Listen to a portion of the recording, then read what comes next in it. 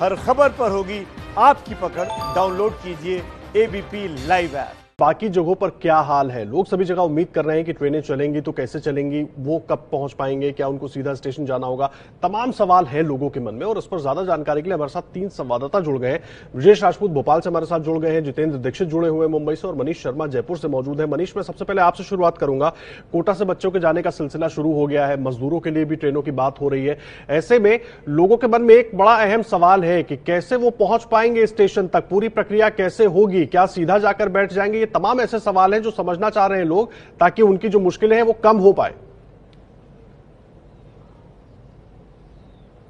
जी आदर्श, बिल्कुल रेलवे ने ये बिल्कुल साफ कर दिया है कि ये ट्रेनें आम मुसाफिरों के लिए नहीं है।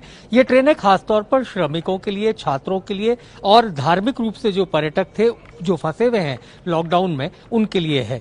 रही बात कि क्या इन लोगों को किस प्रकार का पंजीयन करवाना पड़ेगा, आदर्श ये पूरी तरह से उन दोनों राज्यों की सरकारों के बीच सहमति के बाद तय होता है कि कौन से लोग इस ट्रेन में सफर करेंगे। उदाहरण के लिए मैं आपको बताऊं कि कल जयपुर से पटना के लिए एक ट्रेन रवाना हुई, इसमें 1187 यात्री रवाना हुए। ये वो लोग थे जो राजस्थान के नागौर जिले में पिछले लॉकडाउन शुरू होने से फंसे हुए थे।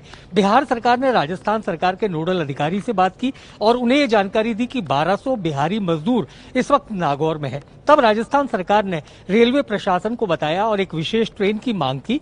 ये तमाम जो 1200 श्रमिक थे, इन लोगों का चिन्हीकरण नागौर के जिला प्रशासन ने किया। उन्हें बाकायदा बस में बिठाया गया और देर रात जयपुर रेलवे स्टेशन लाया गया और बसों को सीधे रेलवे स्टेशन पर पहुंचने के बाद इन्हें तमाम जरूरी चीजें, जिसमें खासतौर पर मास्क, खाना, पानी की बोतल, ये तमाम चीजें दी गई। इसी दौरान आदर्श हमने देखा कि कुछ लोग ट्रेनें चलने की सूचना पाकर रेलवे स्टेशन की तरफ बढ़ने लगे, लेकिन प्रशासन ने उन्हें रोक दिया, ये कहकर कि आपके लिए नहीं है, ये खासतौर पर चलाई गई ट्रेन है। तो कुल मिलाकर ये बात बिल्कुल साफ है कि ऐसी ट्रेनें जो दो राज्यों के बीच चल रही हैं, दोनों राज्यों की सहमति और आपसी तालमेल के बाद रेलवे प्रशासन को इसकी सूचना दी जाती है और जिलों के माध्यम से वो तमाम लोग जो अलग अलग हिस्सों में फंसे हुए हैं उनको यहाँ पर समन्वित करके लाया जाता है। जी आदर्श। जी, बहुत अहम जानकारी आप दे रहे हैं और ब्रजेश राजपूत और जितेंद्र दीक्षित भी हमारे साथ जुड़े हुए हैं। जितेंद्र, मैं आपके पास आ रहा हूं, मुझे ये बताइए कि बहुत सारे लोगों को जिस तरीके से लाने की कोशिश हो रही है, खास करके सुविधाओं के लिहाज से देखें, किस तरह की तैयारी की जा रही है ट्रेनों को लेकर, क्योंकि सुरक्षा भी बहुत जरूरी है और लोग अपने गंतव्य तक सही सलामत पहुंच जाए, ये बहुत जरूरी है। देखिए, महाराष्ट्र से अब तक 2 ट्रेनें गई हैं। एक ट्रेन कल गई नासिक से भोपाल तक और दूसरी ट्रेन आज निकली है नासिक से ही लखनऊ के लिए। एक मध्य प्रदेश के लिए गई है और एक उत्तर प्रदेश के लिए गई है। महाराष्ट्र सरकार ने किया ये है कि महाराष्ट्र सरकार ने जो छोटे शहर हैं या जो ग्रामीण इलाके हैं, वहां के डिस्ट्रिक्ट कलेक्टर्स को नोडल ऑफिसर बनाया है और मुंबई जैसे जो शहर हैं जहां पर कमिश्नरेट सिस्टम है, वहां पर जो डीसीपी के जोन्स हैं, कमिश्नरेट जोन्स में बटे होते हैं, तो हर डीसीपी को जोनल अधिकारी बनाया गया है और इनके पास जो भी मजदूर वापस अपने गृह राज्य लौटना चाहता है, अपने गांव या शहर लौटना चाहता है, तो ये नोडल अधिकारी हैं, वो इसकी जानकारी इकट्ठा करेंगे कि कितने मजदूर किस ठिकाने के लिए जाना चाहते हैं और उसके बाद रेलवे को ये जानकारी देंगे। अगर करीब किसी एक ठिकाने के लिए 1000 के आसपास मजदूरों की लिस्ट बनती है, उसके हिसाब से लिस्ट बनाकर ही रेलवे उस पर आगे कार्रवाई करेगा और ट्रेनों की दिशा निर्देश दिया जाएगा कि कहां से कहां तक की ट्रेनें चलेंगी। जितेंद्र, मैं आऊंगा आपके पास, ब्रजेश भी मौजूद है हमारे साथ। ब्रजेश, मुझे एक बात बताइए, भोपाल पहुंचे हैं 400 मजदूर, उसके बाद सबकी उम्मीदें जगी हैं, जो लोग जहां तहां फंसे हुए घर पहुंचना चाहते हैं, क्या कुछ कोशिश हो रही है राज्य सरकार की तरफ से इसके लिए? और देखिए, मैं आपको बता दूं कि मध्य प्रदेश की सरकार पहली सरकार है जिसने सबसे पहले मजदूरों को मध्य प्रदेश बुलाना शुरू किया। मध्य प्रदेश में तकरीबन 4 दिन पहले से जो अलग अलग जगहों पे मजदूर फंसे हुए उनको बसों के माध्यम से लाना शुरू किया है। झाबुआ से बहुत सारी बसें आई हैं, जो गुजरात से श्रमिक आए हैं और अन्य जगहों से भी आए। मध्य प्रदेश में अब तक 20,000 से ज्यादा श्रमिक सभी जगहों से आ चुके हैं और आज जो सुबह ट्रेन आई है इसमें 400 लोग आए हैं और इनसे जब हमने बात की तो पता लगा इनमें से सिर्फ नासिक से आए हुए लोग नहीं है, इनमें से कई लोग पुणे से पैदल चल के नासिक आ गए थे, कुछ लोग मुंबई से पैदल चल के नासिक आ गए थे और उन लोगों को जहां क्वारंटाइन किया गया था, जहां पुलिस वालों ने उनको पकड़ के रखा गया था, तो उन सब की जब डॉक्यूमेंटेशन हुआ तो पता लगा सारे लोग मध्य प्रदेश जाना चाहते हैं। तो फिर वहां पे जिला प्रशासन ने तय किया कि इन 400 लोगों को इकट्ठा मध्य प्रदेश भेजा जाए। तब जाके मध्य प्रदेश के लिए वहां गाड़ी तैयार हुई, ट्रेन हुई और ट्रेन से चलते वो लोग यहाँ आए। मगर वो नासिक से आए हुए लोग नहीं हो, अलग अलग जगहों से आए हुए लोग थे और मध्य प्रदेश सरकार का कहना है कि अभी भी 30,000 से ज्यादा मजदूर विभिन्न जगहों पर हैं जिनको लाने की लगातार कोशिशें हो रही हैं।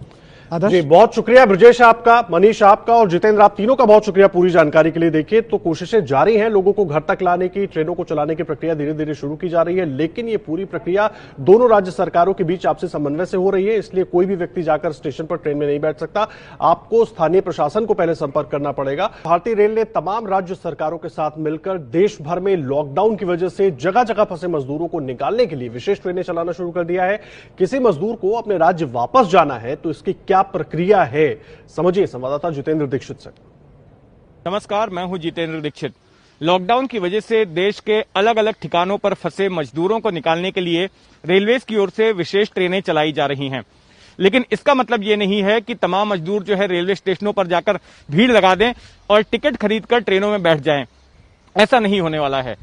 तो फिर क्या प्रक्रिया है उस मजदूर के लिए जो कि अपने गृह राज्य लौटना चाहता है, अपने शहर या अपने गांव में लौटना चाहता है, तो उसे किस तरह की प्रक्रिया अपनानी होगी, आइए समझने की कोशिश करते हैं।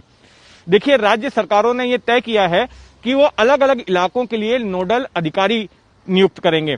जैसे कि अगर मैं मुंबई की बात करूं तो मुंबई में तमाम जो जोन्स हैं मुंबई पुलिस के, हर जोन का मुखिया एक डीसीपी होता है, जो कि ग्रामीण में एसपी रैंक का अधिकारी होता है, तो उसकी बराबरी में डीसीपी रैंक का अधिकारी जो है कमिश्नरेट सिस्टम में होता है।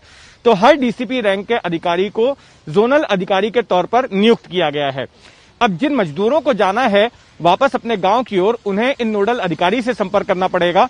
पुलिस की तरफ से उनको एक फॉर्म दिया जाएगा।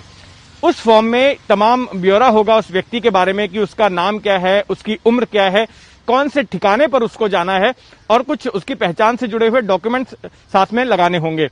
इसके बाद नोडल अधिकारी क्या करेगा, वो ये तय करेगा और देखेगा कि किसी अमुक ठिकाने पर जाने के लिए अगर इतने सारे मजदूर हैं, अगर 1000 के आसपास मजदूर हैं, तो फिर उसकी ओर से रेलवे को एक निवेदन भेजा जाएगा कि इस जगह पर पहुंचने के लिए बहुत सारे मजदूर हैं और वहां के लिए ट्रेन चलाई जाए।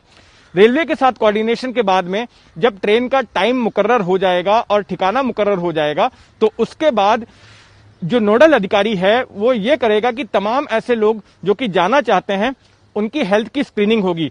अगर उनमें कोरोना के किसी तरह के सिम्टम्स नहीं पाए गए हैं तो उनको किसी एक ठिकाने पर जो है उन सभी को इकट्ठा किया जाएगा किसी कैंप में, जहां पर सोशल डिस्टेंसिंग और हाइजीन को मेंटेन किया जाएगा।